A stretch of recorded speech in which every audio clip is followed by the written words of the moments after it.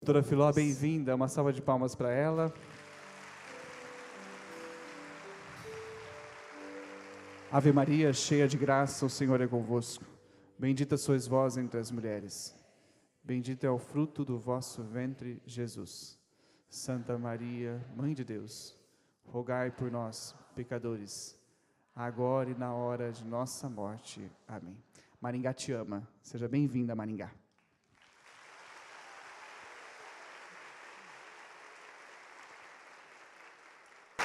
Bom dia. Antes de começarmos, eu só gostaria de invocar, além da presença de Maria, a presença do único comunicador perfeito. Qual é o nome dele? Espírito Santo de Deus. Ele é o único que vai fazer com que eu fale o que o Senhor quiser, para que faça no coração de vocês o que Ele quiser. Tem uma forma de invocar o Espírito Santo que Nossa Senhora nos ensinou. Não sei se vocês conhecem, que diz assim: Vinde, Espírito Santo, vinde por meio da poderosa intercessão do Imaculado Coração de Maria, vossa amadíssima esposa. A gente fala isso 3 vezes, tudo bem? Vamos lá?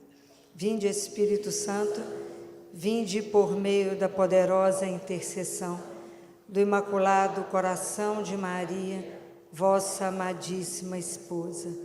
Vinde, Espírito Santo, vinde por meio da poderosa intercessão do Imaculado Coração de Maria, vossa amadíssima esposa.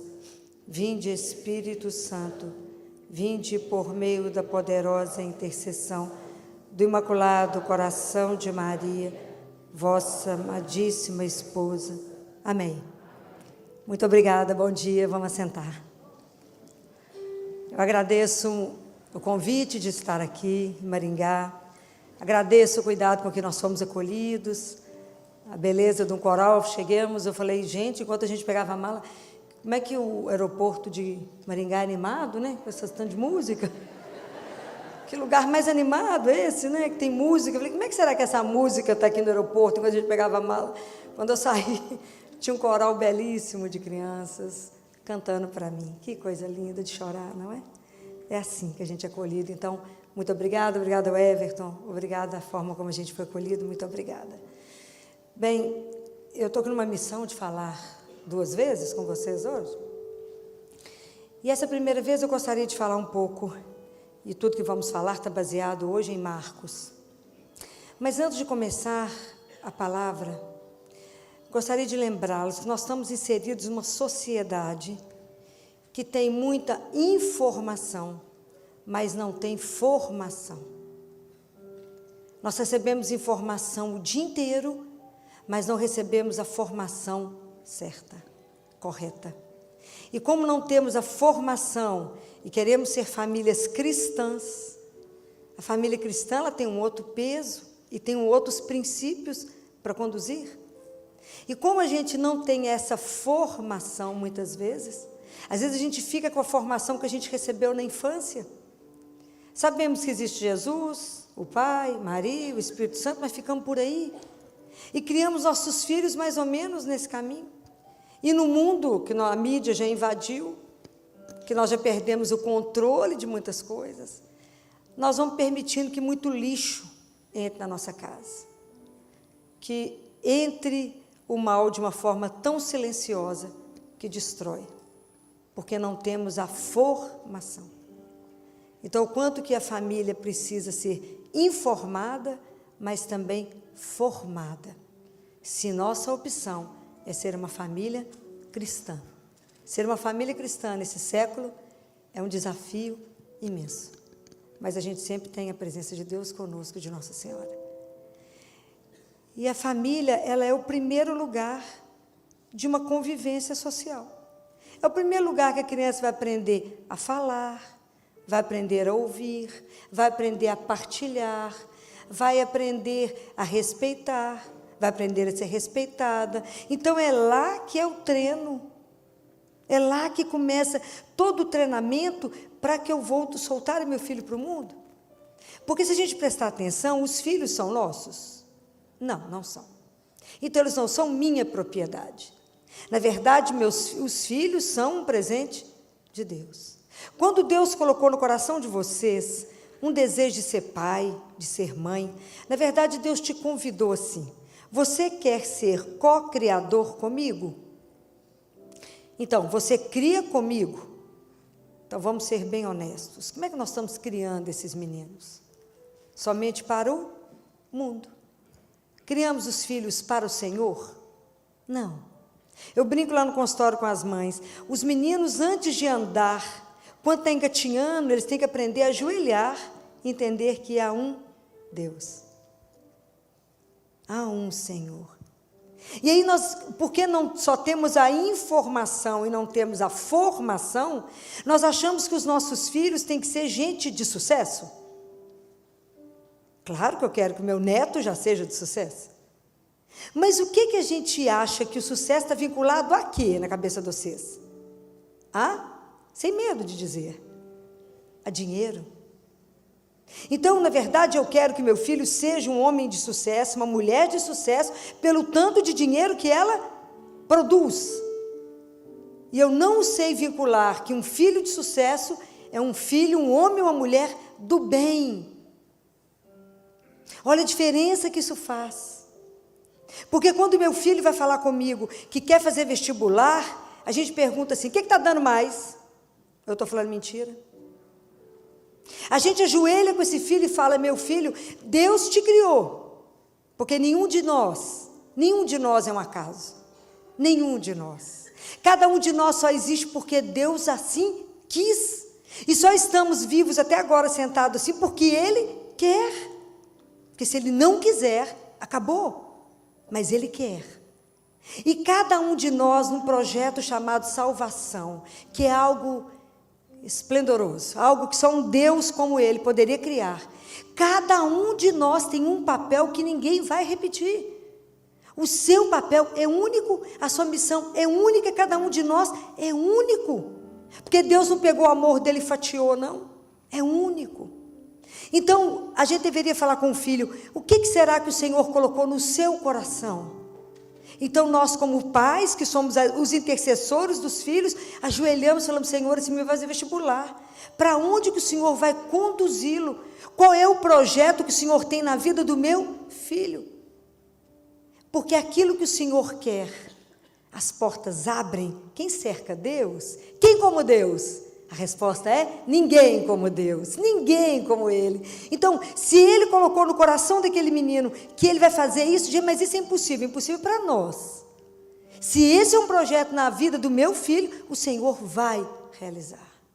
Mas nós fazemos errado. Nós primeiro mandamos o menino fazer, a gente faz um negócio para falar assim: reza para dar certo. Está errado. Bento XVI fala assim: quanta coisa inacabada, quanta coisa que dá errada, porque a gente não teve um princípio. Qual é o princípio? Jesus. Essa doçura que estava aqui agora, que permanece conosco, é Ele. Nós fazemos tudo o contrário.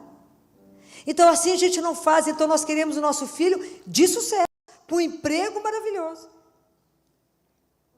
Claro que eu quero isso também, mas ele tem, o meu principal objetivo é ele ser do bem. Então, quando eu falo isso, é porque a gente para e pensa: para que eu estou criando esses meninos? O que eu quero dos meus filhos? O que eu quero? Que de verdade eu quero? Eu estou criando muito mais os meninos hoje para o mundo do que de verdade para Deus. Por isso estamos vivendo um preço tão alto de tantos problemas. Porque meus filhos não são formados em Deus. Eles são informados que tem igreja, informados que de vez em quando ele pode rezar, informados que a hora do aperto a gente ajoelha, informados, o povo não é mais formado. Isso é de doer o coração. É só informação. Um dia uma adolescente falou comigo assim no consultório, 12 anos: tia Filó, eu queria tanto conhecer Deus. A mãe dela disse assim: não sei para quê, não precisa dele, faz falta para quê? Eu disse para ela: meu bem, se eu te levar para minha casa e te ensinar, acho que vai ter um problema com a sua família. Falei com a mãe: mas estou aqui. Caso sua mãe permita, eu posso te dar ou falar alguma coisa dessa doçura da nossa vida, que se chama Jesus. Mas é duro. Adolescente quer aprender. A mãe falou: serve para quê, minha filha, aprender isso? Então, nós somos informados, não somos mais formados. Então, por tudo isso que eu queria dizer a vocês, porque quando a gente recebe um filho, a gente recebe um mistério. E a gente não sabe o que aquele filho vai ser. E a gente pressupõe que toda criança já é boa por natureza, pois eu digo para vocês que não é, porque a gente já nasce ferido pelo pecado. Então, educar um filho significa eu retiro dele o que ele tem de melhor. Então, educar dá trabalho. Educar, formar aquele menino, aquele âmbito familiar, na família, porque ele vai para o mundo. Ele vai para o mundo, mas eu crio ele aqui para ele ir. Então, por isso que educar dá trabalho. Não existe mãe de meio horário, não existe pai de ter... Eu só trabalho 6 horas. Não existe pai e mãe a tempo integral. Não estou falando que tem que ficar 24 horas dentro de casa. Estou falando que não existe mãe que delega. Nós cuidamos, nós olhamos, nós vemos. Nós precisamos de abraçar mais, de cuidar mais, de estar mais perto. Porque a coisa não pode ser delegada. Pai e mãe nunca, nunca será substituído na vida de um filho. Jamais será substituído. Então, é por isso que a gente precisa pensar, quando eu tenho um filho, exatamente como é que eu conduzo esse menino. Muito bem. Aí nós nos formamos como família. E formamos como família, existem 6 passos para que a gente possa entender esse caminho baseado em Marcos. Tem 6 passos na família que nos ajuda. Eu só queria interromper para pedir uma coisa. Alguém podia monitorar meu tempo, porque eu sou um perigo. E eu posso passar. E eu não quero cansar vocês. Logo quando começa o Evangelho de Marcos, Jesus faz um convite. E o convite é... Alguém lê a palavra de Deus aqui? Alguém lê de verdade? Nada, né? Nada. A gente tem que ler tanta coisa, né? Tanta mensagem no WhatsApp. Facebook, Instagram. Mas a gente não tem tempo da palavra. E quando Jesus começa o Evangelho de Marcos, a proposta é convertei-vos.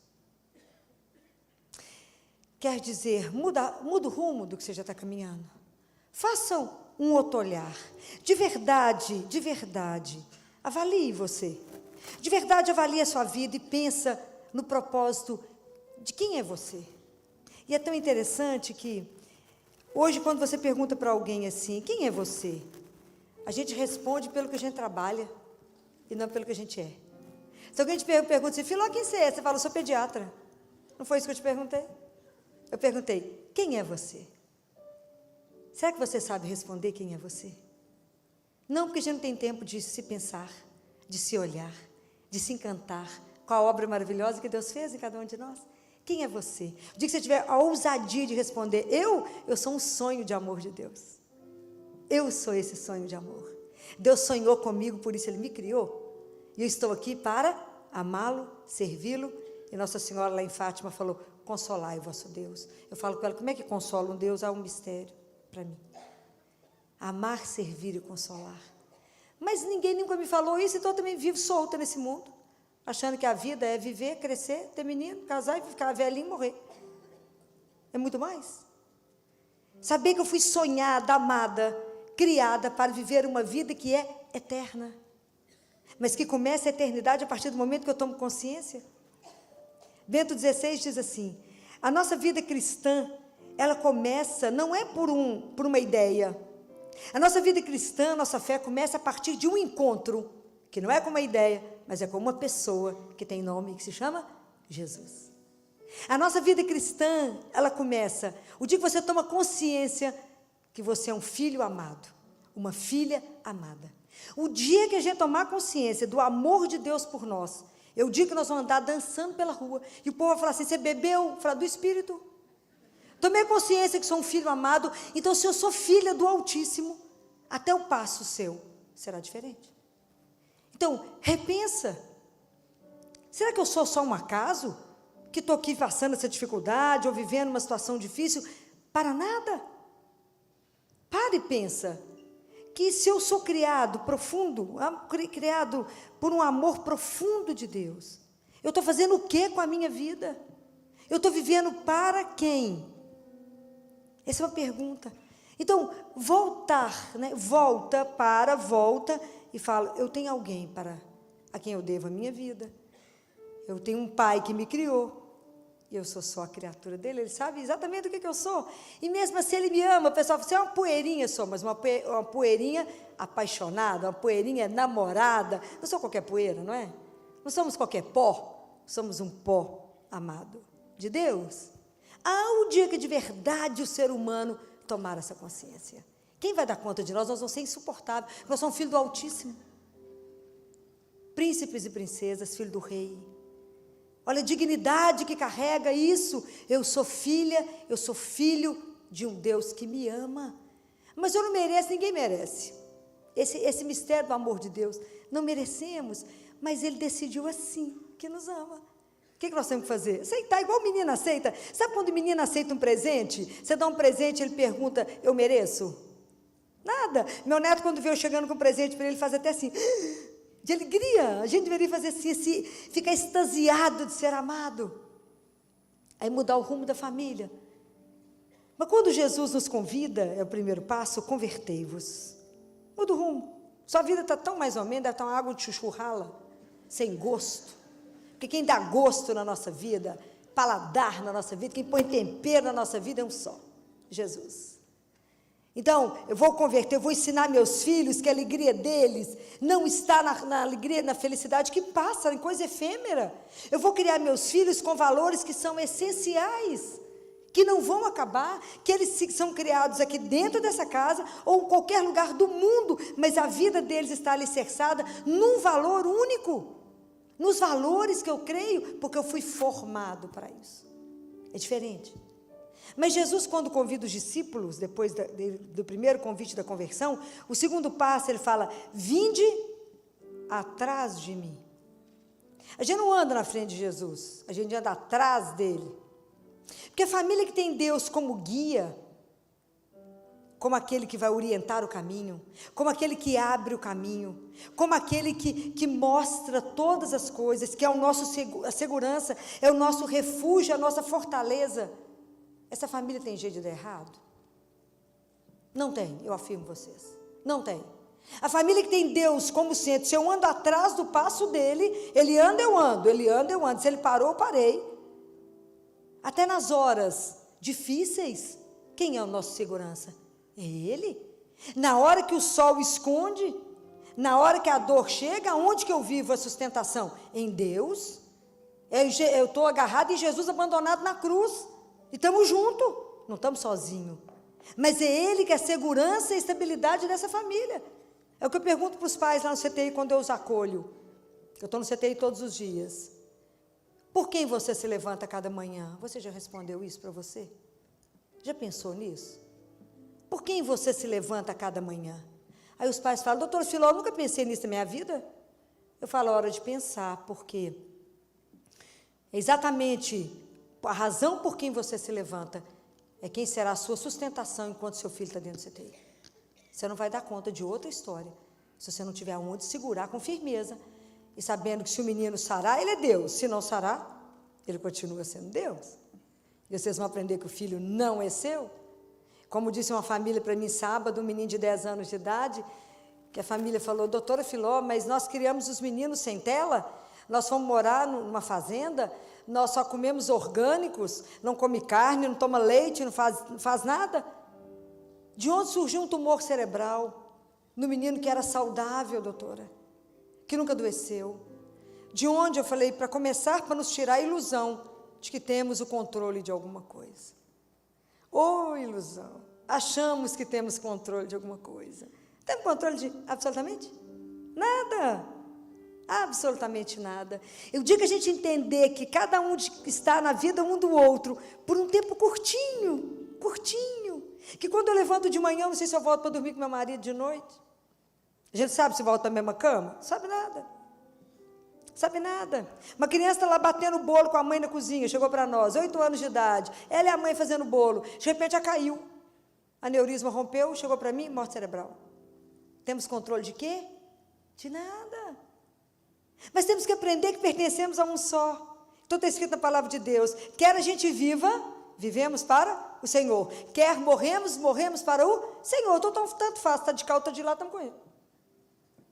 Fala, Filó, para com isso. Mas é assim mesmo. Mas a gente não gosta desse assunto, então pula esse assunto.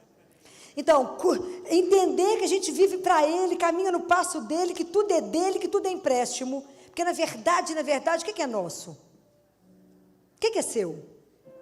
Tudo que a gente tem, todos os dons, tudo que eu visto, tudo é de quem? De Deus. O que é meu? Tem uma coisa que é minha. Só os pecados, isso aqui é duro. E isso não pertence a Deus de jeito nenhum.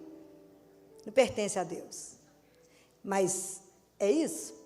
Então, o terceiro passo, depois se eu ando atrás de Jesus, qual que é o terceiro passo? Jesus fala, quem quiser me seguir, renuncie a si mesmo, toma a cruz de cada dia e siga-me. Ô, coisa fácil. Por quê? Porque, na verdade, eu preciso me descentrar. Então, sempre os problemas nas famílias, os grandes problemas é quando o eu, né, sobrepõe ao nós. É o egoísmo, né? Mas eu quero. Não, por isso que eu gosto de menino fazendo esporte de equipe. Porque tem que aprender que o que é bom não é para mim, é para todos, né? Vem treinando os meninos. E é assim na vida. Não, meu filho, no eu, no é, aqui nós temos que seguir a vontade de Deus. Renunciar a minha cruz, renunciar a minha vontade. Mas eu quero, Senhor. Então, primeiro a gente coloca diante de Jesus e fala, Senhor, eu gostaria muito disso, o Senhor está de acordo?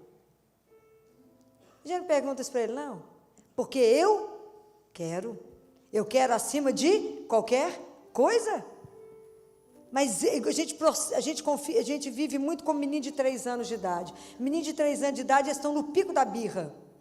Então, eles batem o pezinho e falam assim, mas eu quero. Fala, mas não pode, filhinha, que a faquinha vai cortar sua mão. Não pode. Então, a gente não compreende isso. Então, passar isso, assim, a minha vontade passar a ser a vontade do Senhor na minha família. Pedir a Ele que nos ajude a conduzir, a viver cada dia. Porque a consequência da minha cruz será viver a vontade de Deus. As consequências que eu vivo porque eu assumo ser uma família cristã. Então, vai ser fácil? Não. Não vai ser fácil. Não vai ser fácil colocar limite nos filhos. Não vai ser fácil fazer as coisas como devem ser feitas. Porque os meninos vão dificultar. Olha a última aqui em Maringá tem festa do pijama? Vocês deixam? Então, a última de um cliente meu tem menino de 8 anos faz alguma coisa errada? 8 anos, né, gente? Não é bonitinho? 8 anos na gracinha. Vocês acham que o menino de 8 anos pensa para mais? Pensa. Hoje em dia, até 10 anos de idade, eu posso contar na mão quem dos meus clientes não viu pornografia pesada. Porque vocês deram para eles o mundo na mão deles, que se chama celular. Quando uma criança recebe um celular? Teoricamente, quando ele pudesse comprar, né? Pagar a conta. Mas tiver que dar aos 16 anos, 15, 16. Mas nós damos quando eles nascem, né? Vocês acham que eu estou brincando? Outro dia um casal me parou e falou, Filó, que a gente queria te contar que a gente está grávida. Que beleza, parabéns, 3 meses de gestação, parabéns. A menininha, que gracinha, Deus abençoe. Filó, nós estamos com uma dúvida. Eu falei, que beleza, só uma. Gente, depois que tem menino, tem dúvida o dia inteiro. Só uma, a nossa dúvida é que dia que nós vamos dar um iPhone para ela, um iPad.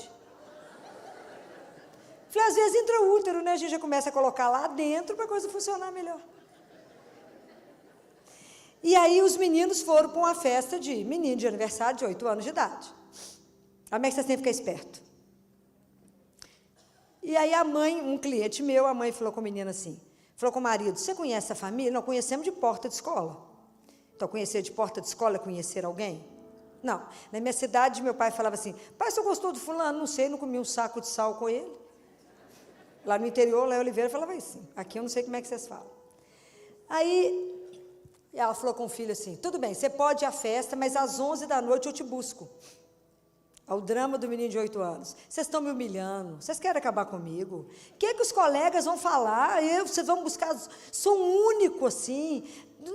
Aí ela falou, você está tão chato que como eu sou muito boa, vou deixar até você pegar o prato de comida, levar para o quarto, mas pensa.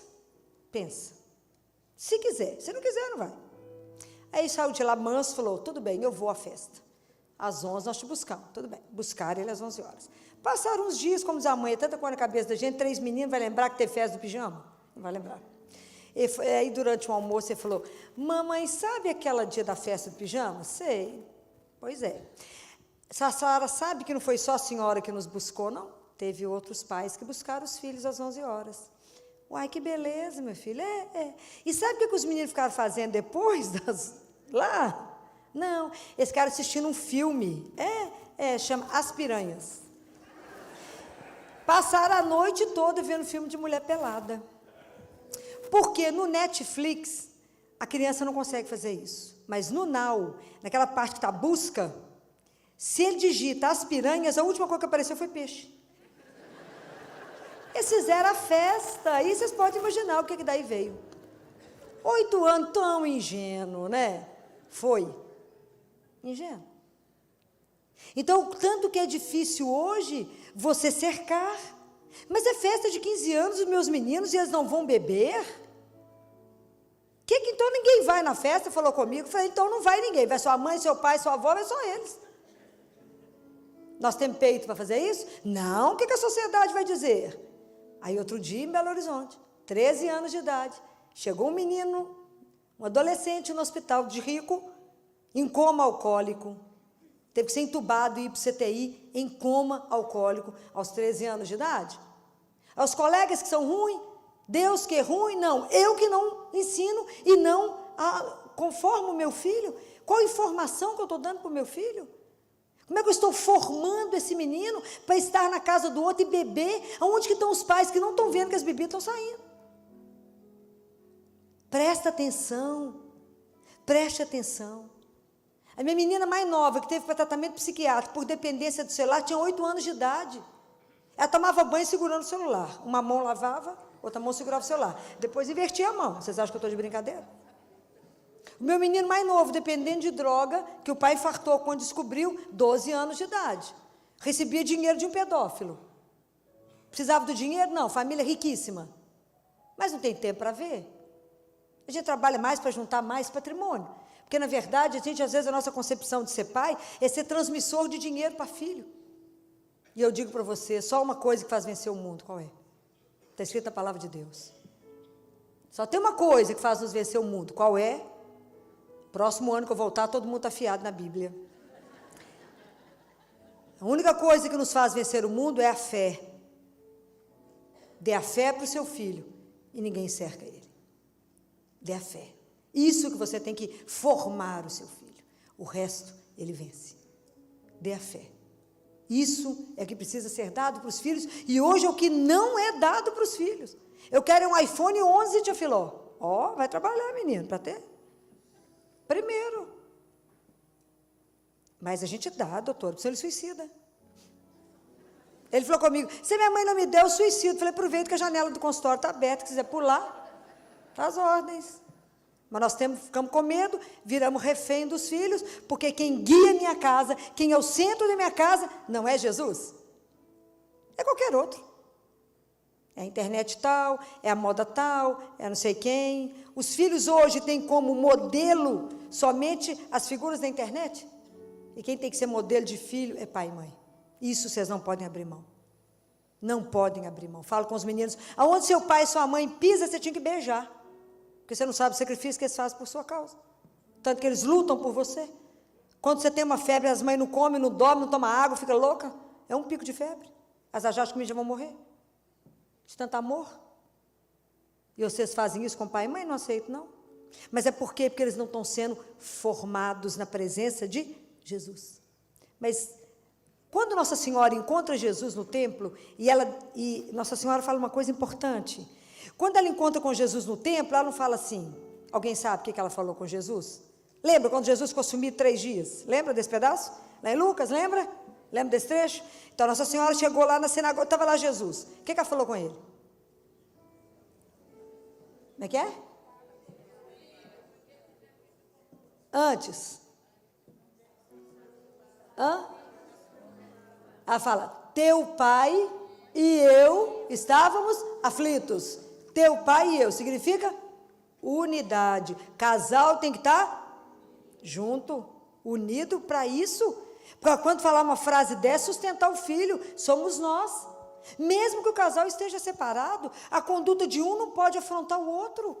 Mas a gente teria que superar os desafios da separação para criar um menino numa conformação. Mas a gente briga, né? Por questão do poder, de manipulação, de magoar o outro, e esquecemos da unidade. E aí está escrito assim, que Jesus desceu com eles para Nazaré, e Jesus era obediente a eles em tudo. Jesus era submisso a José e Maria. Por que Jesus era submisso a Jesus e Maria, e os filhos hoje não são submissos aos pais? Tem um segredo. Jesus era submisso a Jesus e Maria, porque Maria e José eram submissos a Deus. Está o segredo aí. Como nós também não obedecemos a Deus, os meninos não obedecem, a gente vai virando essa bola de neve, louca. Compreenderam? Então, eu ando atrás de quem? De Jesus. Para que tudo seja feito à vontade dele na nossa casa. Era assim que era para a gente poder caminhar, não é? A quarta coisa que a gente precisa ter na família é a experiência de vida de oração. E aqui eu vou perguntar uma coisa. Há um século atrás, Nossa Senhora em Fátima pediu uma coisa: rezem o terço todos os... A família que rezar o terço, eu lanço o manto sobre as casas e protegerei de muitos problemas. Quantos aqui rezam em família todos os dias? Não é de chorar? É de chorar. Mas chique mesmo é psiquiatra, R$1.000 a consulta, tarja preta para os meninos. É verdade. Eu, como pediatra, nunca encaminhei tanta criança para psiquiatra. Nunca vi criança aos 8 anos de idade com síndrome do pânico. Nunca vi tanta criança se cortando, se autoflagelando, tirando pedaço de si mesma. Como eu estou vendo que as famílias deixaram de ser família e virou um amontoado. Chega final de semana, cada um dentro de um quarto trancado com seus aparelhos mais sofisticados. Ninguém come junto mais numa mesa. A gente esqueceu que comer junto não é o que eu como na comida, mas eu como da sua presença. A gente come mais do que a comida. A nossa vida é relação, nós já aprendemos isso. O horário da comida, que é o horário de pai e mãe ensinar para filho. A gente aprendeu uns com os outros, se alimentar, fazer laço. Está abandonado. Aí domingo está cada um trancado, dentro de um quarto. Final do dia todo mundo irritado, nervoso, mal-humorado, porque vai começar segunda-feira. O que é isso que está virando as famílias? Eu falo com as mães, vocês estão morando amontoado, né? Virou uma república. Cada um dentro de um quarto? Cadê a família? Cadê a vida de oração? Cadê uma família que se não dá conta de rezar um terço, que sinceramente um terço é 20 minutos. Ficar 20 minutos de joelho custa o quê? Nada, só na preguiça. Porque o povo está numa preguiça. Você fala assim, gente, vamos desligar a televisão e rezar um terço. Ai, que dor de cabeça, eu estou cansada, estou quase morrendo. Você não sabe o dia que eu tive, exaustivo, cansada. Você fala com alguém assim, vão no shopping, agora tem uma promoção. Você fala, gente, estou precisadíssima daquilo. Como é que eu vivi sem isso até hoje? Mas disso aqui que é essencial. Que eu de verdade, eu não conheço nada tão poderoso quanto uma oração de terço. Eu, sinceramente. E lá no CTI já fica impresso lá para os pais rezar terço. Fala com as mães. Uma vez uma mãe falou comigo assim, doutora Filó, eu estou tão desesperada. 3 meses dentro do CTI. Menino com uma cardiopatia gravíssima, gravíssima. Desnutrida do 1000º grau. E ela me diz, doutora Filó, eu já não sei mais gemelar, meu marido está com o outro no interior. Porque eu trabalho na Santa Casa, eu tenho o privilégio de lidar com a nata da miséria, os privilegiados de Deus. Eu vejo o que ele faz. É uma coisa escandalosa o que ele faz. Ela falou, doutora, eu estou desesperada. Eu conversei muito com ela. No dia seguinte, eu que dou as notícias todo dia, falei com ela, ontem você me falou que estava desesperada. Então, hoje eu te trouxe uma arma. Ela falou, que é isso, doutora Filó? Como é que eu falei que só que eu estava desesperada, só trouxe uma arma? Eu trouxe uma arma. Entreguei para ela um terço. Falei com ela, não conheço arma mais poderosa do que essa. Não conheço. Mas eu não sei rezar. Mas é fácil, não tem nada para fazer dentro do CT, a gente puxa uma cadeira, vamos rezar o terço. Deixa eu te ensinar como é que reza terço. É assim. Você vai rezar, vou imprimir o papel, você vai rezar. Mãe não dorme mesmo com filho em CTI, não dorme. Passa a madrugada rezando. Fala com Nossa Senhora, a senhora foi mãe. É mãe de um tanto, que a senhora nem pediu para ser. Ganhou um tanto de filho, difícil. Só ganhou. Mas reza, fala com ela. A senhora não precisou ter filho no CTI, não, mas a senhora conhece a minha dor. Da impossibilidade de fazer alguma coisa. Tudo que a doutora fala comigo é que a menina está ruim demais. Imagina um bebê entubado. 3 meses. 3 meses de ventilação mecânica. Qualquer um de nós adultos tiver no CTI, com 7 dias você tem que fazer traqueostomia. 3 meses entubado. Falei, vai conversando com Nossa Senhora, que ela vai ajeitando as coisas, e nós vamos trabalhando de cá. E aí o menino foi melhorando. Foi. E eu falei, gente, e esse menino começou a aceitar dieta, nós vamos dar uma coisa caprichada para ele, coisa barata, que graças a Deus a gente não tem limitação para tratar dos nossos meninos de SUS. Lei de R$250 uma lata, coisa baratinha. Vamos fazer esse menino ficar bom, nutrir esse menino. E ela foi melhorando, ela foi melhorando. E aí foi numa quinta-feira, eu falei com a mãe, a partir de hoje você vai dobrar a reza. Porque segunda-feira eu vou tirar esse menino do respirador. Hein, doutora Filó? Uai, a vida tem que andar. Você está rezando de lá, eu estou rezando de cá, isso aí vai dar certo. Aí liguei para o doutor Marcelo, da broncoscopia, falei, Marcelo, segunda-feira você está na Santa Casa, estou que hora? Porque eu vou programar a retirada do respirador de um bebê que tem 3 meses de ventilação mecânica. Ele falou, não, Filó. Falei, mas vai dar certo. Eu creio. E aí, no final de semana, eu estava no hospital, sábado e domingo, falei com a mãe, amanhã é o dia. Hoje nós vamos rezar demais, que amanhã é o dia. Amanhã nós vamos tirar esse menino do respirador. Aí cedo, tudo preparado, o doutor Marcelo já comunicado, falei com ele, já vou tirar a menina do respirador agora, você fica atento para você poder vir para o CTI, fazer broncoscopia no neném, para ver se a gente vai ter que reentubar ou fazer uma traqueostomia de urgência. Tem que estar todo mundo preparado, já não sabia o que poderia acontecer. Todo mundo em volta do leito do neném, os residentes todos, né, achando que a pediatra é uma louca, de 3 meses vai tirar o menino do respirador. Fisioterapia, toda a equipe médica lá. Quando nós tiramos, a mãe de joelho, né? Mãe de joelho. Enquanto a mãe rezava, nós estávamos lá tirando o respirador.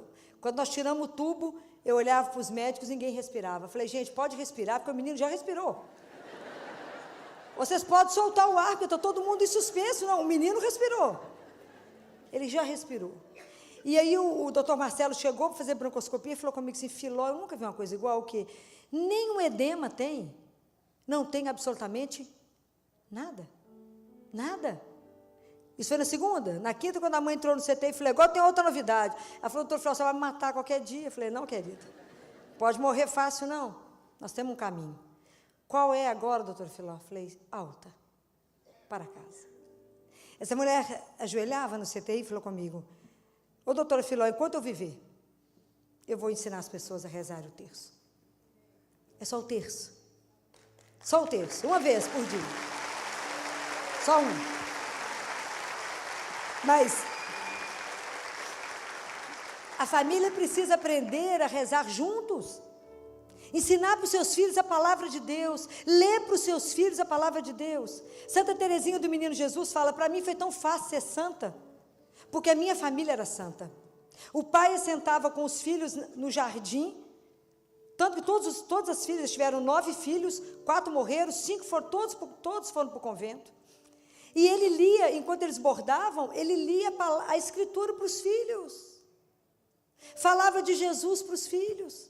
Então, você imagina a família que pode pegar o que viveu no dia e colocar junto no evangelho, ou no texto que vocês escolheram.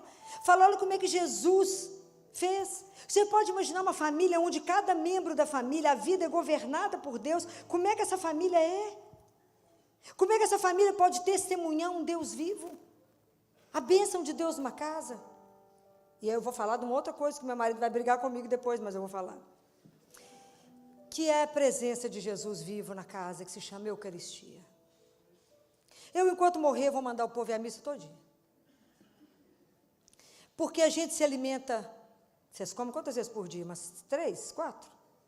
Tem gente que é o dia inteiro, né? Da hora que levanta, da hora que dorme, toda hora belisca uma coisinha. E quantas vezes por dia vocês alimentam a alma de vocês? Quantos aqui vão à missa diariamente? Já tem uma turma que é da minha turma. É preciso alimentar a alma todos os dias. É preciso que a primeira coisa do nosso dia seja joelho. Ajoelhar e dizer ao Senhor, bom dia, meu Pai. Peça a bênção, permissão para começar um dia, de acordo com a vossa santíssima vontade. E lá alimentar a alma, é porque a gente não acredita, eu acho que a gente não acredita, de verdade, que enquanto a gente estava em adoração, aquela hóstia, era Jesus vivo, corpo, sangue, alma e divindade. Por que não nos alimentamos dele primeiro? Eu sei que tudo é graça, porque você já não pedir, já não consegue. Quando eu pedi a Jesus, há muitos anos, já nem sei quantos anos tem que eu tenho a graça da missa diária. E eu falei com ele, Jesus, é muito difícil o CTI. É muito difícil lidar com a morte de criança. É muito difícil colocar uma criança para morrer no colo de um pai e de uma mãe. Porque a gente lutou demais para chegar nesse ponto de pôr menino para morrer no colo de pai e mãe. Porque é proibido morrer só. Você morre do lado de quem ama, você morre segurando a mão de quem vai falar com você assim, obrigado. Até breve. Se já não tiver essa fé, não tem jeito. Eu falei, Jesus, eu preciso de mais do Senhor, tem que ser todo dia. Porque sábado e domingo é muito pouco para mim, que tem essa vida todos os dias de CTI. Eu falei com ele, a hora que o padre levou a hóstia na consagração, eu falei, Jesus, eu preciso de uma graça. Eu preciso te encontrar todo dia na missa. Me dá a graça. Mas sabe o que é bom rezar? Porque Deus sabe tudo, a gente não precisa ficar explicando, né? Se eu sentar, que eu tenho que explicar todo o processo, para ele não precisa explicar nada. Falei, mas o senhor conhece a nossa vida, que o senhor anda comigo o dia inteiro. Eu começo o hospital às 7 da manhã. E tem dia que eu tenho que voltar para o CTI. Ainda não era casada. Às vezes o CTI me chamava às 11 da noite, eu voltava para lá 3 horas da manhã, eu estava voltando para casa, às 7 eu tinha que estar de volta. Então a nossa vida é uma vida de entrega. Eu falei, Jesus, eu preciso de um padre super animado, que tem que começar o dia às 7 da manhã. E tem que ser no caminho da Santa Casa, coisa simples, né? E padre tem que ser cedo e tem que ser no caminho da Santa Casa. Mas tem uma pessoa que sabe disso, é o senhor mesmo. Por que eu vou pedir essa informação? Só para o senhor. Porque Deus não acha, né, gente? Ele sabe, né? Deus acha alguma coisa? Ele sabe. Eu falei, então, estou esperando seu recado. Mas só não demora, não, porque eu preciso muito. Segunda-feira, quando eu terminei meu dia, fui rezar, porque a gente tem que fazer a mala todo dia, né? Porque vai que chama na madrugada. A gente não sabe, né? Deixa a mala pronta. Aí, quando eu fui rezar segunda-feira, eu falei com ele, ô Jesus, mas eu te falei ontem, eu fiquei te esperando o dia inteiro, cadê meu recado? Chegou não. Amanhã, mais um dia sem Eucaristia, o senhor não falou nada. E eu tinha um grupo de oração, que o meu grupo de oração começou em 1983, presta atenção, era terceiro ano de medicina. E aí, quando eu terminei o grupo de oração na terça-feira, que eu fechei, as freiras me davam a capela. Quando eu fui fechar a capela, chegou uma senhora perto de mim, que nunca mais voltou, Dona Marta, que de vez em quando eu encontro com ela, às vezes na missa, ela falou comigo assim, desse jeito, eu fechando a porta da capela, ela falou assim, ô Filó, você sabia que no Colégio Arnaldo tem missa todo dia às 6h30 da manhã? Gente, eu abracei ela tanto e beijava tanto. Ela falou assim, mas o que você está fazendo isso comigo? Eu falei, não é você não, estou falando em Jesus que está em você, por isso que eu estou te beijando, é nele que eu estou beijando. Não é você não, é ele. Porque ele mandou o recado. E desde então, missa diária. No caminho da Santa Casa, um quarteirão de Santa Casa. A missa começa às 6h30, não tem homilia, termina entre 10 e 5 para 7. O padre brinca que conhece a turma que trabalha. Que a gente fica com o pé dentro da missa, dentro da igreja e outro fora. Que quando ele fala, abençoe-vos o Deus Todo-Poderoso, sai todo mundo ventado. Mas é lindo, porque sai todo mundo correndo, e com isso que ele tanto estudante de medicina, o tanto de gente que primeiro vai lá e fala, bom dia, meu pai, se alimenta e fala, vamos trabalhar? Vamos embora? Vamos junto? Abençoa meu dia? Mas é assim. É isso que vocês vão fortalecer os filhos de vocês. É na presença, é mostrar que Jesus vivo, Ele caminha conosco, que Deus quer fazer parte nessa vida nossa ordinária. Ele santifica essa vida ordinária nossa. É Deus que quer fazer parte desse projeto da nossa vida. É Ele junto. Como é que eu vou falar com Ele? Jesus me sustenta, o que eu tenho que sustentar essa mãe? Chamá-la para a fé dela na hora que eu vou dizer a ela, o seu filho não vai dar conta? Então, como é que vocês vão ajudar seu filho quando ele ficar desempregado, quando ele tiver uma doença, quando chegar alguma coisa na família, como é que nós vamos fazer? A gente continua comungando, recebendo o Senhor, Jesus participa conosco. Mas eu tenho um outro sonho, que é uma tradição antiga da igreja, que infelizmente se perdeu, mas eu continuo falando dela, que é consagrar a família, fazer a consagração da casa ao Sagrado Coração de Jesus. Tem algum lugar mais doce para a gente morar? Não tem um lugar mais doce, que é o coração dele. Vocês sabem de onde surgiu essa tradição? Não, é com Lázaro.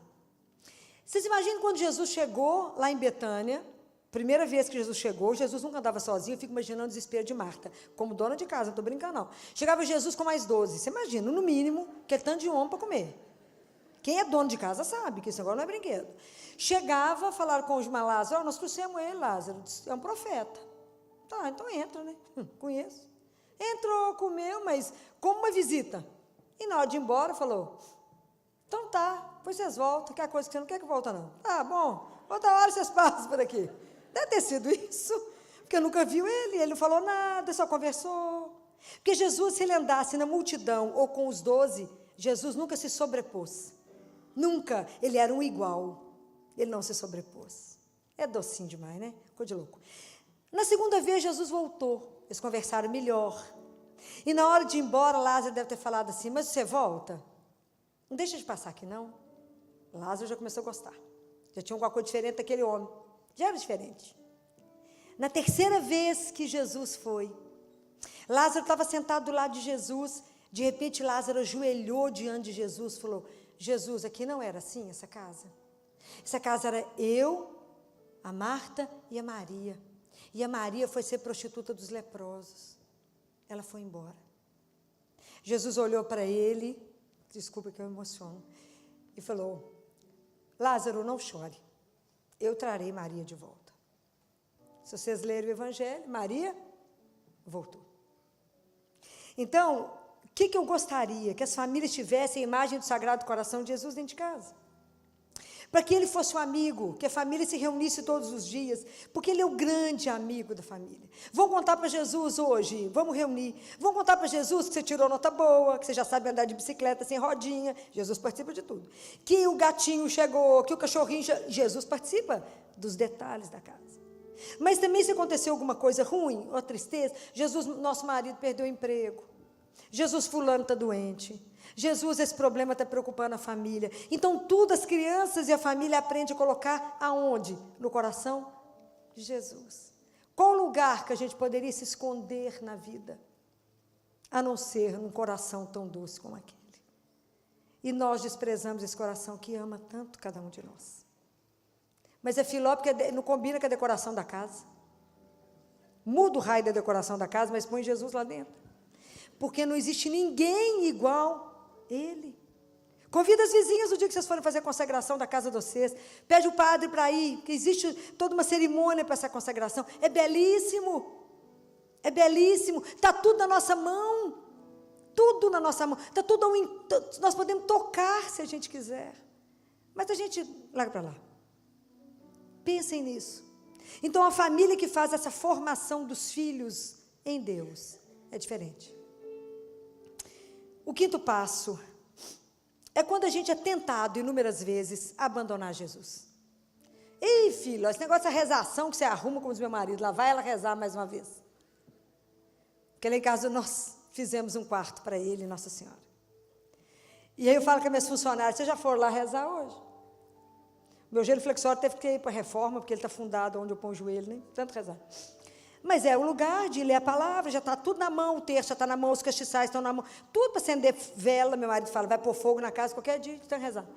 Mas é porque tudo eu vou falar com ele. Para mim poder vir cá falar com vocês, aonde que eu fui primeiro? Passei a tarde agarrada nele, para saber o que ele queria que eu falasse para vocês. Então tudo é ele. Primeiro ele. O amor da minha vida, não é? Primeiro ele. Então, primeiro a gente vai lá e conversa com ele. Toma benção de manhã, toma benção no meio do dia, toma benção de noite. Claro, porque tudo é graça. E depois que eu aprendi, que eu estou no CT há 24 anos, eu descobri, né? Mateus 6, 24, 34, quem lembra de cor? Mateus 6, 24, 34 está escrito, não vos preocupeis com o dia de amanhã, a cada dia. Então, lá no CTI, eu falo com as mães, não tem um dia, tem uma manhã, tem uma tarde e tem uma noite, porque tudo muda. O dia que a gente entender isso, a gente termina meio-dia e fala, obrigado, porque o Senhor me permitiu viver de manhã. Termina 6 horas da tarde, obrigado, porque eu concluí mais uma parte. Obrigado, que eu abri os olhos, eu falo com ele na hora que eu abro os olhos. Que mais um dia para viver a sua misericórdia, mais um dia para vos servir, mais um dia para te amar, porque para te amar, como diz Santa Teresinha do Menino Jesus, eu só tenho agora. O próximo minuto eu não sei, nós não cantamos assim? Eu não sei o próximo minuto, mas agora eu tenho para te amar. Fala, Jesus, eu acordei, mexi as pernas, mexi os braços, não tive um AVC durante a noite. Ninguém me vira na cama, ninguém me dá banho de leito. Posso tomar banho sozinha, posso escolher o perfume, a roupa que eu quero, vestir uma roupa, a roupa estava fria, pus outra roupa. O perfume, a joia, o que eu quiser. Vou a pé, vou de carro, vou de sombrinha, eu resolvo tomar chuva, o dia que eu quiser.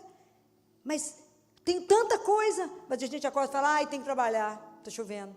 Ai, está com sol, ai, que calor. Só parece um bando de hiena. Está escrito na palavra de Deus, Deus não precisa de filhos lamurientos. Aprende a tudo da graça. Aprende a louvar a Deus por tudo. Fala, menino, que espetáculo. Olha o que nós podemos fazer. Aprenda. Comece a enumerar tudo que você tem para agradecer a Deus. Não vai sobrar nada para reclamar. É demais. E eu vou falando com ele no dia, quando termina o dia eu falo com ele, eu vim agradecer por tudo que o Senhor fez, mas que eu vi, mas muito mais pelo que eu não vi. Porque se uma criança for contar tudo que o pai evitou que ela morresse naquele dia, que ela machucasse, o menino sabe quantas coisas você faz, tirou ele daqui, e Deus fez assim com você e você não viu. Então eu falo, obrigado pelo que eu não vi, porque eu tenho certeza que foi muito mais do que eu consegui ver, porque a gente é muito limitado, né? A gente não vê nada. Então, qual é a tentação? Falar, eu sou bacana, eu dou conta, eu sou forte, eu sou capaz, eu faço. Então, o mundo está sofrendo desse jeito, porque o mundo se emancipou de Deus. O mundo acha, sabe menino de 1 ano? Menino quando começa a andar, anda com a base larga, com a bundinha de fraldinha, e assim. E você que tenta segurar ele, bate e fala, sai de trás, né? Não sabe falar ainda, mas ele bate para você sair, porque você está atrapalhando ele andar. E nós fazemos isso com Deus. Nós batemos assim, dá licença, eu não preciso de você agora, porque eu já sei tanto, sou bacana, eu tenho emprego, Jesus, ganho não sei quantos mil por mês, tenho uma casa maravilhosa, tenho um carro, agora eu comprei apartamento em Miami, agora estou indo para comprar na Europa, estou indo, já tenho helicóptero, já tenho tudo, eu já tenho tudo. Precisar de Deus, quem precisa é pobre, é quem não tem dinheiro, é quem não tem poder. Ai, pois eu digo para vocês, o dinheiro diante de Deus vale o quê? Nada. Nada. Eu vejo Deus fazer as coisas pelos miseráveis, que eu morro de inveja, falo, menino, quero assim também. Como é que Deus cuida? E quando Deus quer, Ele quer. Quando Ele pode, Ele pode. Nós temos um amigo empresário, muito esse poderoso no dinheiro, e uma vez ele estava no hospital com a mulher e os 3 filhos para morrer. E os médicos disseram para ele, não, mas eu posso pegar avião, levar para onde? Ele falou, meu amigo, não tem jeito, seus meninos triscaram aqui. E agora, não tem nada mais que a ciência possa fazer. Se por acaso você tiver fé. Esse homem ajoelhou, foi a conversão dele. E ele pediu a Deus, ele falou, eu tenho tanto dinheiro. E descobri que meu dinheiro não serve para nada, porque não serve para me devolver a vida daqueles que eu amo. Como é que eu vou viver sem a minha mulher e meus 3 filhos? Então, hoje ele anda com um terço no pescoço, os filhos estão vivos, o trabalho desse homem hoje é uma coisa espetacular, mas ele, como ele fala, todas as vezes comigo que ele vai lá no CT, ele fala, doutor, eu já descobri, né? Descobri de uma forma muito penosa, mas eu descobri que o dinheiro não vale nada, nada, te dá conforto, dá umas coisas, mas quem é o poderoso da nossa vida? Quem é que pode tudo? É Jesus. Mas nós sempre somos tentados a confiar no poder do outro. Não, eu sou amiga daquele deputado, resolve o quê? Nada. Eu sou amiga do ministro, resolve o quê? Nada. Eu tenho um amigo influente, a gente adora 15 minutos de fama. A gente adora selfie. Eu odeio, mas quem tem gente que ama.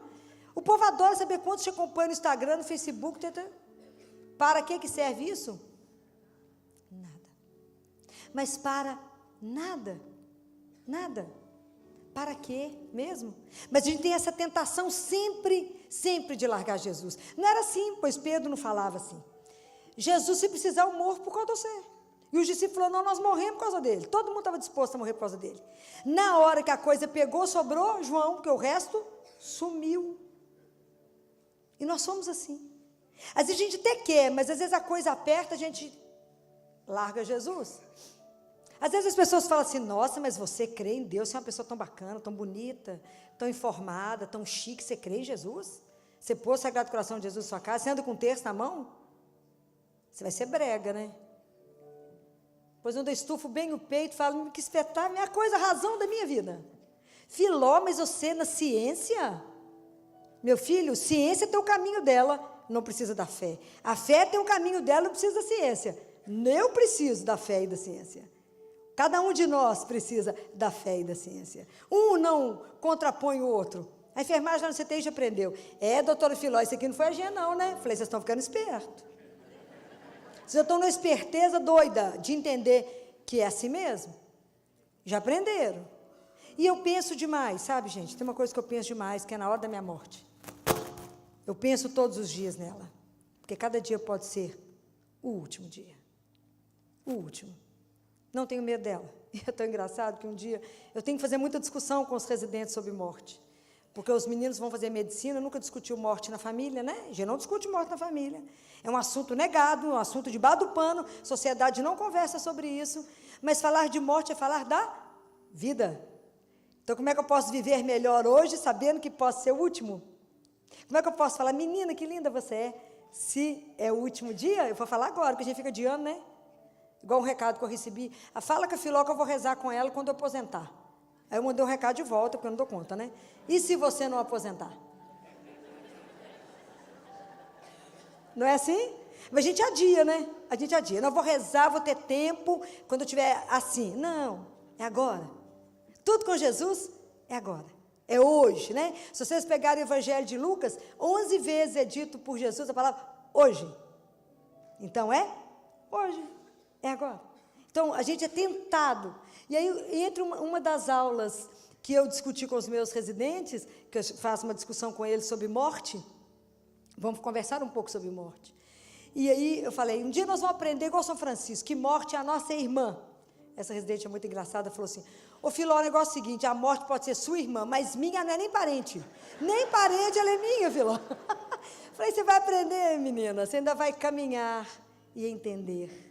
Então, se eu sei que cada dia que eu vivo, falta menos um para voltar para a casa do meu pai, que eu fico imaginando que espetáculo vai ser o dia que eu voltar para a casa do meu pai. E Jesus fala assim para uma mística na França, muitos anos atrás, mais de um século atrás. Ele fala com ela, Gabriele, já te passou pela cabeça que você ainda não nasceu? Hein, Senhor? Você ainda não nasceu. Porque o seu nascimento será a sua morte. É quando você for nascer para uma vida que não tem fim, para uma vida que não tem dor, para uma vida que não tem sofrimento, para uma vida que não tem separação. Você já pensou sobre isso? Ele fala com ela. Então prepara, Gabriele, a sua morte como uma festa que você dá com o maior requinte. Cuida dos detalhes daqui que eu cuido dos de lá. Uma coisa espetacular pensar nisso. Isso é espetáculo, mas a gente tem um medo danado, nem falo no assunto. Mas então a gente tem, quantas vezes na vida a gente é tentado a mudar o caminho? Não, mas se eu creio em Deus, eu faço isso por causa dele. Não, mas só essa vez que eu vou fazer errado. Só essa vez. Como uma cliente falou comigo, mas o que tem, doutor Filó? Só uma vez o adultério. Só uma vez, doutor, porque é muito lindo, só uma vez. Só uma vez, o que tem? Só uma. E assim a gente vai sendo tentado a afastar de Deus.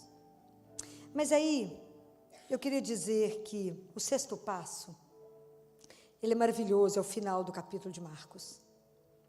É quando Jesus, ressuscitado, ele procura os mesmos discípulos que o abandonaram. Jesus não fez um discurso para eles. Jesus não falou com eles, vocês me largaram aquela hora. Falou não. Jesus deu a eles uma missão de anunciá-lo que ele estava vivo e que ele era o Senhor da vida. Então, é a mesma coisa.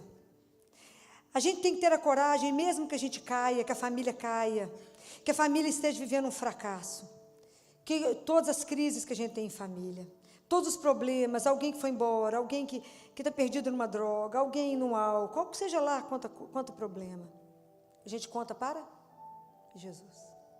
A gente apresenta isso para Ele. E Jesus fala, não, mas eu quero que você me testemunhe. Jesus, mas só viu que isso aqui é um caco? Não, é aqui mesmo que eu quero. É porque Jesus não desiste de nós. Então Ele volta lá mesmo, Ele volta nessa miséria que somos. Ele volta em tantas vezes que nós damos o passo para trás. A gente começa muito bem com Ele, larga Ele no meio do caminho, que a gente acha que já aprendeu a andar. Então, tantas vezes que a gente vai e volta, Ele não desiste. Ele volta atrás de nós e fala, mas eu quero que seja você a minha testemunha. Que você anuncie mesmo com toda a miséria da sua família, com todos os problemas, com tudo que existe. Cada família é uma luz nesse mundo de escuridão. Então nós não podemos desistir.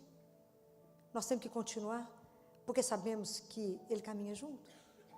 Então, por mais medo que vocês tenham, porque a missão que é dada a vocês de ter uma família, a missão a nós, porque o matrimônio, o casamento é uma vocação, é um chamado de Deus. Por mais difícil que seja, você fala, vontade de largar esse negócio no meio do caminho. Jesus falou 366 vezes na Bíblia, não temais. Mas ele falou não temais porque ele falou uma outra frase. Qual é a outra? Por que a gente não precisa ter medo? Porque eu estarei convosco todos os até o final. Então, por que a gente não desiste? Por que a gente consegue caminhar? Por que a gente vence? Porque o Senhor vence por nós. Então, que vocês tenham coragem de voltar o passo, de colocar Jesus na frente, de seguir o passo dele e falar, se ele vai, eu vou. Se ele para, eu paro. Que ele possa conduzir cada família de vocês, né? Porque Deus só tem o melhor. Deus não tem o bom. Deus não tem o mais ou menos. Deus não sabe, Deus não acha, Deus sabe. Sabe de todas as coisas, sabe da sua dor, sabe das dificuldades. E não precisa propor nada para o Senhor, entrega. Mas quando entrega, a gente entrega. Porque o Senhor conhece cada filho que Ele tem. Ele conhece. E só Ele sabe como é que Ele busca e atrai cada filho. Assim como Ele devolveu Maria para a casa de Marta e Lázaro. Ele vai buscar todos que estão fora. Ele reúne de novo todos, por uma única razão, por amor. Porque Deus nos ama de uma forma sem igual. E Ele deseja que a família permaneça como um grande testemunho. Então, a família que carrega junto Jesus e Nossa Senhora, como poderá não dar certo? Como poderá a gente não vencer todas as dificuldades? A gente vence todas, mas é por causa deste nome sagrado que a gente pode pronunciar. Essa doçura que um dia se dignou vir até nós, para nos dizer que somos amados como ninguém e que não estamos sozinhos. Então não tenham medo, seja da missão que for que está confiada a vocês, seja a situação que vocês se encontram. Faça uma oração de profunda entrega ao Senhor, profunda entrega. Coloque a família de vocês diante do único capaz de pegar um caco, um lixo e fazer disso uma obra de arte. O único capaz de fazer isso se chama Jesus. Não tenhais medo. Por quê? Eis que estou convosco todos os dias da sua vida. Louvado seja nosso Senhor Jesus Cristo.